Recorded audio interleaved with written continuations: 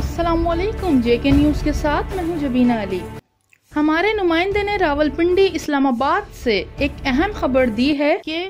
Allied bank इंतज़ामिया Pakistan की आला तरीन अदालत के वाज़ा अहकामात के बावजूद मुख्तलिफ हीलों बहानों से अपने पेंशनर्स को उनके जायज़ पेंशन और दीगर मराद से गुज़िश्ता कई सालों से महरूम रखे हुए है।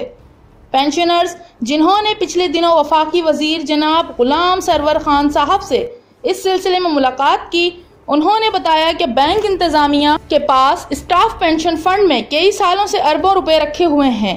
और उस पर भी अरबों का मुनाफा कमा चुकी है, लेकिन बदनीयत अलाइड बैंक की इंतजामिया उस पर सांप बनकर बैठी हुई है। हमारे मुल्क की तमाम मौजिज़ अदालतों ने पेंशनर्स के हक में बहुत पहले ही फैसला सुना दिया था, लिहाजा हम इंतहाई मोहतरम अदालतों की तवज्जो इस बुनियादी इंसानी हुकूक की बदतरीन पामाली और अदालतों के अहकामात को नज़रअंदाज करना यानी तौहीन अदालत के संगीन जराइम की तरफ मबजूल कराना चाहते हैं और chief justice supreme court of Pakistan से दर्दमंदाना अपील करते हैं कि इस सिलसिले में 100 मोटो लें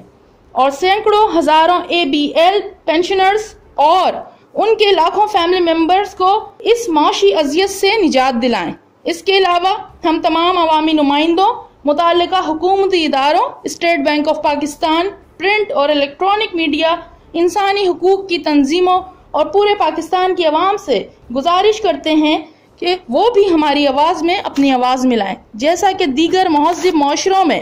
होता आया। लेकिन जी फर्स्ट टाइम मेरे साथ अलाइड बैंक के रिटायर्ड मुलाजमीन की मुलाकात हुई है। इन्होंने अपना इशू मुझे बताया है और सुप्रीम कोर्ट और हाई कोर्ट पेशावर के फ़ैसलों की नकूल भी मुझे फ़राहम की हैं और एक दरख्वास्त भी दी है और मैं इस पे यकीनन बात करूँगा वज़ीर ख़ज़ाना से भी और सेक्रेटरी ख़ज़ाना से भी और जो भी रेलिवेंट लोग हैं,